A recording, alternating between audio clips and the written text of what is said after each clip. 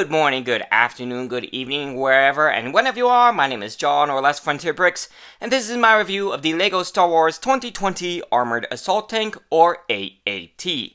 It is set number 75283, comes with 286 pieces, including 4 minifigures, and that came out at a retail price of $40. And I'm actually quite surprised because right before I started recording, I checked on Bricklink and was quite surprised to find you can still basically pick this set up at that retail price. Something I was quite surprised about, especially considering it has 2 very desirable minifigures. For the longest time, this was the only Season 7 Clone Wars set to come out, and so this thing was quite desirable, like I said, especially for 2 of the figures, those being Ahsoka and the 332nd Trooper, and I'm actually kind of disappointed that this is the only one this is the only copy of that set I picked up. Take a look at the instruction manual. It does still have the box art with the 332nd Clone Trooper up top. Take a look at the background. I was actually quite surprised for this being a set based off of the season 7 of the Clone Wars. The background very much looks like that pilot episode of Clone Wars with Yoda and Thar and his squad taking on a whole battalion of clones. So I'm guessing this is somewhat a homage or throwback set with a couple of Season 7 figures thrown in. Open up the box, just open up the instruction manual, it just jumps right into the build, and it does have a couple of ads. First off, it had an ad for LEGO Star Wars The Skywalker Saga. As the game hadn't come out just yet, you got some shots of R2 and 3PO on Tatooine, then you got Boba Fett at Jabba's Sail Barge, and AT-ST on Endor, and I believe that's Wicket right down there in the corner.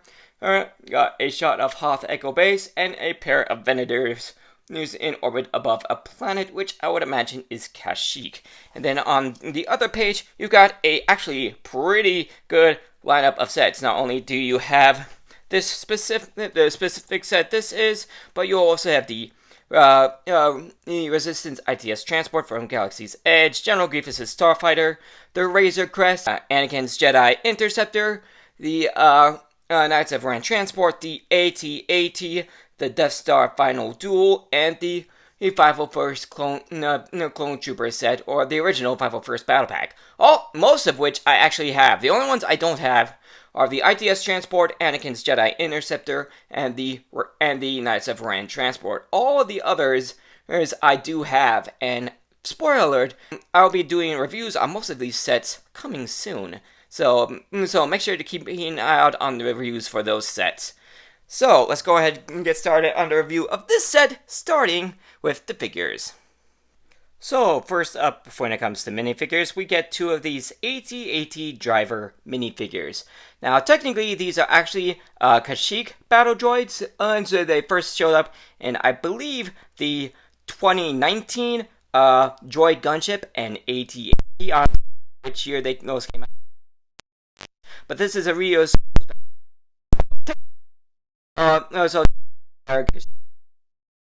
So interesting choice. At least it is a unique variant of battle droid with the I believe plus the green markings on the head. Of course, these are the newer battle droids, so they do have the straight arm. But interesting enough, much like the ATTE, I just recently did a review on. Unlike the 332nd Trooper, which I'll review in just a second, who has the black regular Star Wars blasters, both of the battle droids have the metallic gray. So once again, interesting choice is switching up, like kind of wondering why they're switching up the fact that the droids have the metallic gray blasters and the clones have black. Don't really know what's up with that. But it is nice that you get 2 of these guys, as they are very necessary for the AAT. So, nice addition to the set. And next up, we have our 332nd Clone Trooper. As I mentioned with the battle droids, he does have the regular black blaster. Still don't know what's up with that. But the figure itself looks fantastic. with the orange and gray on the helmet, depicting the Ahsoka homage, and it looks pretty good. Even better for a lot of fit people. This was before they decided to start slapping on helmet holes on the face to helmets. So this was the only set that you could get a 332nd Trooper with no helmet holes. So much I picked up two more 332nd Troopers with no helmets. And it's off Brickling because I just like these guys so much. And then for the torso, it's the same torso that we get with the 501st Clone Trooper set or the original 501st Battle Pack, but that doesn't mean it's not good. Good printing on the torso, good mixture of the black and blue markings, printing on the back, and the same Clone Trooper head that we originally got in that 501st Battle Pack. Pretty solid figure, and I would not be the least bit surprised if this figure, above all, is what made people want to get AAT set. So he looks fantastic. And last but most certainly not least, the other major desirable figure in the set, though not as messable as the 332nd, we have the Clone Wars Season 7 Ahsoka Tano. I believe this is the same Leku piece from the Rebels Ahsoka, so it is a bit bigger than it's supposed to be, but it does look fantastic. All the striping, plus the kind of like helmet piece is on top looks fantastic. The back looks just as good. Here's what she, oops, that's not how that was supposed to go. There we go, that's better. Here's how her face looks like without Leku, plus the blocking it. Do like the printing on her face.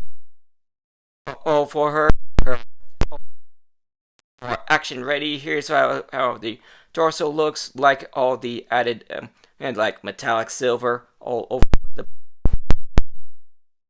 Have two lightsabers, both with the Anakin. The without the Leku piece on. Again, love the added metallic gray on there. Good printing all around. Very figure. Like I said, the in this set seasons figure selection for a $40 set. So let's go ahead and move on to A. And here is the AAT. Let's just go ahead, get the elephant in the room taken care of. This barrel is just way too long for the size of this. For the size of this AAT, it's big enough to make an elephant's trunk blush. Fortunately, if you want, it is super easy. If you like to just modify it to where it isn't super size, just pop this piece off to get rid of these little guys. Pop off. Let's see. Also get rid of this guy as well. Then you can just pop that in there, and there we go. See, that's much smaller, much more. Actually, I think what I usually did is, did I just do it like that? Honestly, can't remember how I usually did it, but again, you just take off a few pieces. It is much more to scale with what it's supposed to be. Anyway, with that out of the way, it does have the cannon does have a pretty good range of motion up and down. It can basically shoot straight up, even a little bit backwards. So it does have a good range of motion. The turret can spin a full degrees with no obstacles. Once again, they have the interesting use of the Lego minifigure fencing sword for an antenna. But it does look pretty good. It has another antenna on the back. The top hatch is able to be opened. It is a bit cramped in there, and there's no like controls or anything, but it is small enough to be able to just fold up one of your battle droids and pop him in there. It's not big enough for him to be able to hold it for his blaster to fit in there as well, but fits in there pretty good. Plus, the front hatch opens as well. Speaking of that front hatch, I know there's supposed to be like I believe it's supposed to be a blue stripe going straight down the middle. But personally, I don't think it really needed it there. Plus, it made it so that the only stickers in the whole set are these CIS logos here on the bottom section of the tank. So yeah, happy about that. Anyway, the front hatch does open. There are a couple of printed control panels on the left and right, and much like the other hatch, you can just fold up your battle droid, pop him in there, and unlike the other hatch, which doesn't have room for the blasters, you can actually fit both the battle droids blasters in there. So just one on the left, one on the right, close down, boom, you're good to go. Your tank is fully loaded up. I love the shaping on the arms where the secondary blaster laser cannons are. You can somewhat adjust these. Well, maybe not.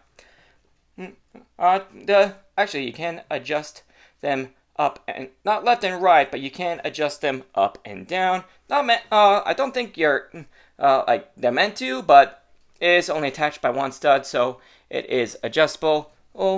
Here's what the thing looks on the back. Pretty bland. And again, they got good shaping on the front. And for the other main plate, also you notice there are a few inverted tiles on the bottom that are transparent to give it a little bit of a hover look. And the other main play feature are the spring-loaded shooters here, which are integrated pretty well. Take a look at the back. You can barely see. See them sticking out the back, and how they function is super simple. There's a technical piece back here which acts as a trigger. Just pull back, they fire, and they'll go a pretty good distance. Plus, the set does provide a third one just in case you lose. Does provide a third shot just in case you lose them. Also, speaking of details, I know there's supposed to be like a gray stripe back here, but again, they would have had to use stickers to probably get that. Actually, there are some who are you're actually supposed to that the model is actually still supposed to go a bit back. But I'm guessing they got as much as they could with the price and piece count that they were allowed to have on this thing. So that is my full review on the tank itself. Let's go out to my final thoughts. So I do like this set. It's all right. I wasn't like jumping at the guns getting an AAT. Like I said, I bet you the main reason people bought a lot of these guys is for the Ahsoka and 332nd. So it is actually pretty nice that you can still get this thing at retail price on Bricklink. Again, that main cannon was just way too big. They could have easily just taken off those other 4 pieces. This here just had like be this size and call it good. And the AAT driver battle droids, they're nice. It's better than just the regular plain tan battle droids. Although I don't think there is any like specific battle droid color variant for AAT drivers. I think the best would be like the standard like blue with the the battle droid pilots. But for a $40 set, it's not too bad. If I remember right, I remember people saying that this should have been like $35. But personally, I think the price isn't too bad. And like I said, you can still basically get a retail price on Bricklink. Like the main one, like again, the main reason I'm sure most people are getting multiple of these guys is so they get out multiple 332nd. And I won't be too surprised if that holds true as well, since now with the 332nd battle pack, all the clone troopers have helmet holes. Again, I know I keep bringing this up, but LEGO should just keep 2 versions of the Phase 2 helmet molds, one with helmet holes, one without. That way you can if they don't need the helmet holes for like rangefinders or visors, there's like the 32nd trooper here, or they don't have to, but if they need them, well, they're still available. Anyway, that is my review on this set. Thank you for joining me for it. If you guys enjoyed it, you know what to do. You can check out some more of my content on the end screen in just a few seconds. And I'll see you all in the next video. Later, everybody!